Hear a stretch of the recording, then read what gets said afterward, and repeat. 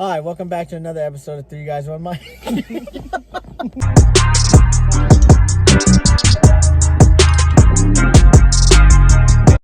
Hello, welcome back to episode of Three Guys, One Mic. My name is Jeremiah. To my two co-hosts here, Aaron and William.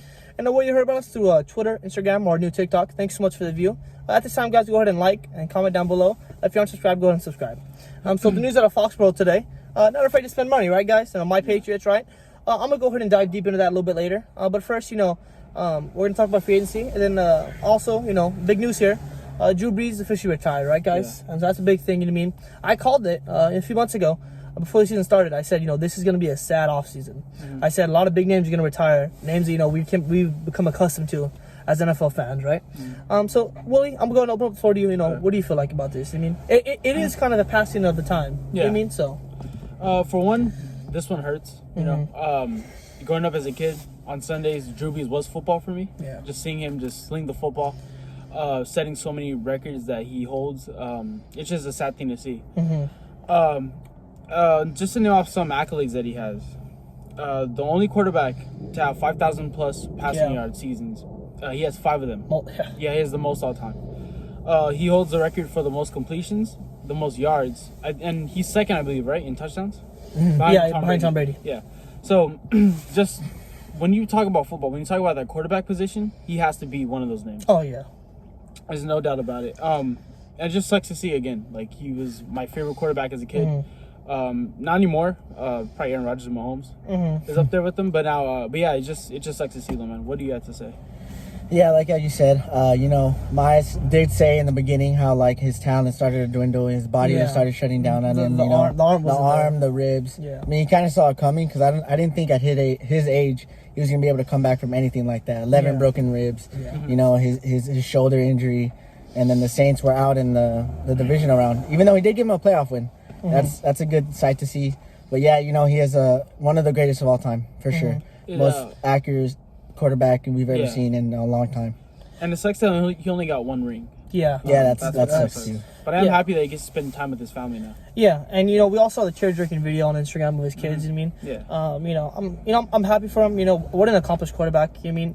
And to be able to say you played that long and you were that good for that long. Yeah. It is something that I don't know other than Tom Brady who can top that. Yeah. And moving on also, his career did come to an end, but I'm glad it came at the hands of a brother, someone who he loves, and Tom Brady. Moving on, guys, to free agency, right? So today is the first official day. The free agency, opens up, right? So all signings are, official, and teams can, go ahead and contact players and yada yada yada, right? Some big names moved around. A lot of players who didn't get franchise tag got signed. Players got traded to cut, right? So it's still early, so we're not gonna dive too deep into it, guys. But let's discuss the big ones, right? So Aaron Jones, as the last video when we recorded, he was not given the franchise tag, and that was like a big sign. Okay, he's not going to get signed, and now comes out with a big old contract that I necessarily don't agree with. Well, what are your thoughts on Aaron Jones? Do you think phenomenal running back? Do you think Green Bay should have splurged how they splurged on him? Splurge, I think yes, but I feel like him and AJ Dillon will eventually become a good dual threat 1-2 punch. I think they let Jamal Williams walk. Obviously, seeing him cut all that weight just for him to go to another team, which I think he'll succeed in the future, obviously. But yeah, I think they spent a good amount of money on him. But like how Willie was telling me during the fantasy season, how he starts well in the first half, and then in the second half he dwindles. He's like Russell Wilson, but at the running back position. But I still think he's very valuable. Tough running back. Even though at his size, if you look at him, he's really lanky and really skinny. I think he's a hard runner, and I think he'll, he's a Pro Bowl running back for sure. Okay, Willie, give your thoughts before I get mine. I don't necessarily agree with the signing. I do think he's a phenomenal running back. Had over 1,100 yards this year. Over the last 2 seasons, had 25 touchdowns combined. But I just think you could have put that money somewhere else at a position of need, because they obviously have A.J. Dillon, Jamal Williams. They could have re-signed him for less money than they did for Aaron Jones. Yeah. And I feel like they could have gotten similar production out of them. Yes. But yeah, I mean, honestly, it's not a bad signing. I just wouldn't do it if I was the GM. I also think they could have went after a defensive player, a linebacker that's out there or something. Okay. Yeah. Yes. So first and foremost, I do agree with you guys. I do get not you. No, I agree with Aaron. I mean Willie. So I think a position of need, Corey Linsley, right? He was the Pro Bowl center. He's now an official member of the Los Angeles Chargers, right? There was no reason for them to lose an All-Pro center, right? You mean a guy who was accustomed to Aaron Rodgers, hands right underneath. You have to think that upsets Aaron Rodgers. I love you for cutting me off. So I just think with Aaron Jones, like you said, Jamal Williams and AJ Dillon will give you the same production. I mean, if not more. I'm gonna be honest. AJ Dillon's a phenomenal back. You saw him in the latter end of the season, have that touchdown, have that walk-off game, right? So he's only gonna get better and get more touches, right? Now you kind of stunted his growth by bringing back Aaron Jones. Yeah. I don't necessarily agree with this. However, I'm not the general manager of the Green Bay Packers, so my say doesn't really matter. However, I don't agree with that one. Moving on to another one here. A little man sitting in your notes right there, John Johnson to the Browns. Yeah. The Browns were in desperate need of a defensive tide turner, right? They needed somebody to spark them, right? Playmaker. There you go, little man, a playmaker, right? Some of us thought it was Yannick Ngakoue. Some of us thought it was Jadeveon Clowney, right? Not that still can happen. Well, Yannick Ngakoue. The John Johnson, little man. Give your thoughts on this one. Definitely a big need at the safety position. You used to have Grant Delpit back there, but was injured for almost all last season. Greedy Williams Greedy Williams, but Carl Joseph is probably going to be the next. He's probably going to be next to John Johnson because we all saw Adrian Sandejo. That he just doesn't belong in the NFL. Yeah. I'm sorry, his talent has just been atrocious. Yeah, but the big playmaker in the secondary. They have Denzel Ward. Greedy Williams is going to be healthy next year. Yeah, and they still have Myles Garrett. Him. Denzel Ward and John Johnson are going to be the big three of the defense. And I see them being another top 10 defense this year. Yeah. For sure. I agree with all your points there, Loman. I think, their defense definitely was good as a B. Definitely a huge improvement here. Didn't really lose anybody of significant value. They actually saved money here. Willie, give your thoughts before we move on. No, just Little Man pretty much hit it. Yeah, and I agree with everything you said. And then, one of the last big ones we're going to talk about today, is Joe Thuney. Officially signed with the Kansas City Chiefs. It does hurt. He is a Pro Bowl talent at the offensive lineman position. Phil's, he plays offensive lineman. He's an interior offensive lineman. Formerly with the New England Patriots. Signed a big contract there. It's a big contract, right? However, much needed for the Chiefs, right? Yeah. What do you guys feel the impact is moving forward? It obviously gives Pat Mahomes the help he wants and needs, but they're still missing the two starting offensive tackles that they need. And who knows what they're going to do with that money. And they still need to go after a big, someone who could go up and get a catch, a receiver. Because Tyreek Hill's there, but he's only 5'9". Yeah. So you have DeMarcus Robinson, but he's just a slot receiver. And Sammy Watkins, whose talent as well has been dwindled. So it's just going to be interesting to see where they want to flex out the money and where they want to spend it. Sure. And if I have any football IQ, which I believe I do have, I think the Chiefs are realizing that Kelsey and Hill are getting figured out. They're getting figured out more and more. I believe DCs are going to look at the tape from Todd Bowles' Super Bowl, and they're going to figure it out, right? Sure. The one thing that wasn't in that Super Bowl was a dominant run game. I feel like if you're paying someone $60 million, you're saying, we're running this football. We're running this football behind this man. And I feel like that is the best. It's the best thing for this team, right? Clyde Edwards-Helaire, a phenomenal running back, right? Now he has an All-Pro run behind, right? Yeah. I think you address the tackle position in the draft, as we all see in Tristan Wirfs last year, rookie, right? Gave up 1 sack, right? It can be done. I think it will be done. I think the Chiefs are going to start moving towards a different way of football, way of life. I still think Patrick Mahomes is a phenomenal quarterback. I think Eric Bieniemy is going to have to, make a decision here, try to figure out, try to stand the offense a little bit. Yeah. But I definitely think that we're going to see a new Kansas City Chiefs team. I think this is the first implication of things to come. Yes, definitely. Will you give your thoughts?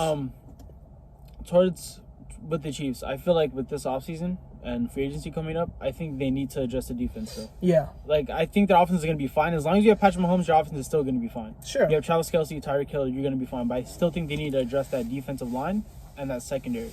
So, but yeah, other than that, I thought it was a really good signing. Again, how you said you have an all-pro to block for you now for Clyde Edwards-Helaire. Yeah. And guys, I don't know if you guys have checked your phones recently, but Bud Dupree just signed with the Titans right now. Oh, he did? I was waiting for that one. Million. Oh, okay. So they're making moves, and that Steelers D-line. As we know, Bud Dupree came off an ACL injury. He's still recovering from that one. What do you guys think about Bud Dupree signing with the Titans? Yeah, I love it for the Texans or Titans? Titans. Yeah, I love it for the Titans because the Titans, they had that guy Jadeveon Clowney on a 1-year deal. Jadeveon goes down with an injury, right? Yeah. I think Jadeveon's obviously not coming back. I mean, it's not looking like he's coming back, right? Like I said, not the general manager of the Titans. However, I think the signing desperately helps them too, because Bud Dupree is a tad bit more athletic than Jadeveon Clowney because of the size. I mean, he could actually drop back into coverage. Yeah. He was raised as a linebacker. Jadeveon Clowney has always been a hand on the ground type of guy. Yeah. I think he's more versatile for Bud Dupree.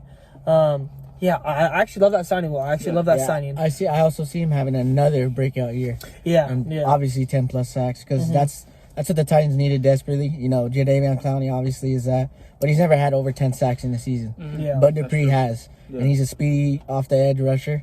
And I think, he'll for sure have another breakout year. Yeah, and I mean, one thing I'm saying, I'm looking to the Titans and signing more and more because they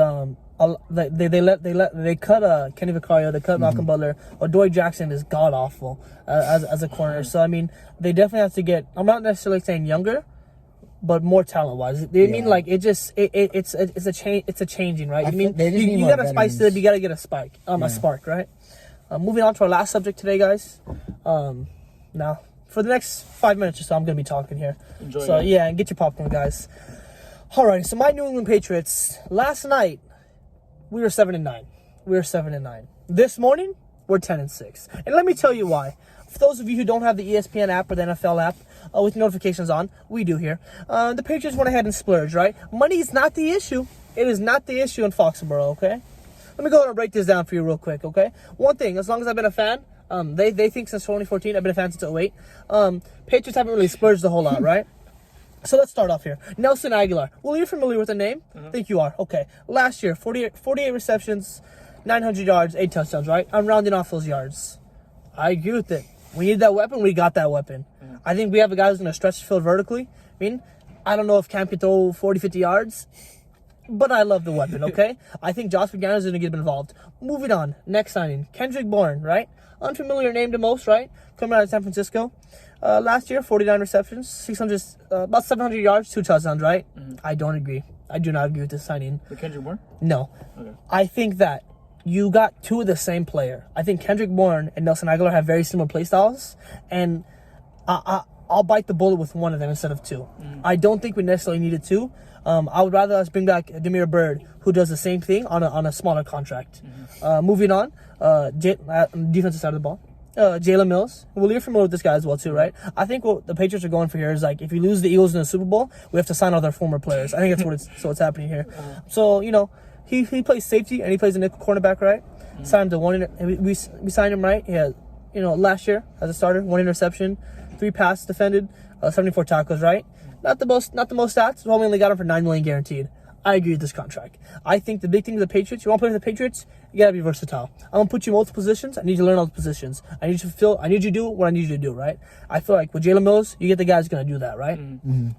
Keeping on the defense side of the ball, Matthew Judon, right? Pro Bowler, last 2 years, right? Last year's, don't forget that, okay? Last year, not a very, he didn't really fill the stat sheet. 6 sacks, 50 tackles, 9 TFLs, right? However, I think this impacts more than, I think it goes beyond just Matt Judon, because I think it impacts other members of the defensive line. One name in particular, Chase Winovich, rookie last year, right? He was kind of the guy that when someone was pulling, he hit him head on, right? He didn't let it spill outside. He spilled it back into his teammates, right? He was just a guy that's gonna get his hands dirty, right? I mean, he's a guy. He's a lunch pail guy, right? He's a guy in the gym with the hoodie on, right? Just lifting the weights with this gallon water bottle, right? Yeah. That's who Chase Winovich is. I think with Matt Judon signing, I think it helped his team a lot more, right? Looking at the bigger picture here, Bill Belichick, one of the strongest defensive head coaches in the National Football League, right?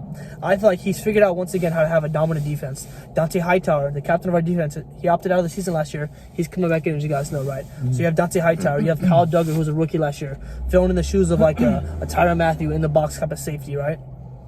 You have Jalen Mills, as I mentioned. You have J.C. Jackson, right? That's a 1-2 combo. I feel like this defense is going to be a phenomenal defense. It's going to upgrade 2-3 tiers. And for me, they're a top 10 defense in the NFL right now on paper. I don't know what's going to translate to the field. One of the last big signings that we had, right? Signings. I'll get to the trades later. Signings. Jonnu Smith, right? Yeah. Phenomenal talent, right? Last year, 41 receptions, 448 yards, right?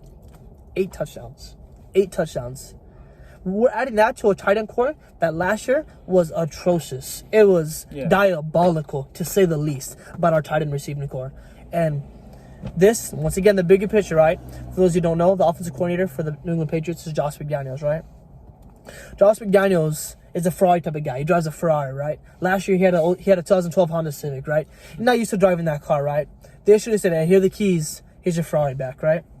I feel like we're gonna see a whole lot of RPOs, wide receiver bubble screens, a lot of read options, right? With that being said, N'Keal Harry, interesting topic here. I think N'Keal Harry stays because when I run a bubble screen, I don't want 195-pound Kendrick Bourne blocking. I want 225-pound N'Keal Harry blocking. You know what I'm trying to say here? Yeah. I want a wide receiver that plays tight end. I want a tight end, a wide receiver that plays. Oh my God, a tight end that plays wide receiver. Yeah, it looks like a tight end. I want that guy blocking, right? Yeah. A big, thick guy. I think Cam coming back, right? Has the whole offseason to learn this program, right? Get in with the guys, get contacts, right? You mean making that relationship, throwing in the offseason with some of these new weapons, right? I love this team going forward. You know what I mean? Last year we lost a lot of close games. I think with these signings, those games we lost by a score pushed us over the mountain. That's why I have New England Patriots right now 10-6. Going on to the trades, right? Trent Brown, right? All pro talent. Had a little bit of injury bug last year, right? Got him for a 5th rounder. Have you guys seen the size of Trent Brown? He is. It's like every other lineman, yeah. Yeah. Oh, okay. There's Yeah. video of this man literally tossing back like it's nothing. Trent Brown is as big as Mekhi Becton. Like they're giants among men. Marcus Cannon, who was one of our tackles that opted out last season, he officially got traded to the Texans, right? Which, it's to think of when you get Trent Brown, right? Yeah. However, one thing I love about this trade for Marcus Cannon is all of our picks. We traded 4th, 5th, 6th picks, but we all jumped up in the picks. So we jumped higher spots, right? Yeah. Which I love. You know what I mean? One thing I'm going to say, potential N'Keal Harry trade. We're getting phone calls about that. I want him to stay. Well, once again, not Bill Belichick, not the general manager of this team. Yeah. Last thing I'm going to talk about here for my rant, I'm staying there about 5 minutes, my cap cuts, right?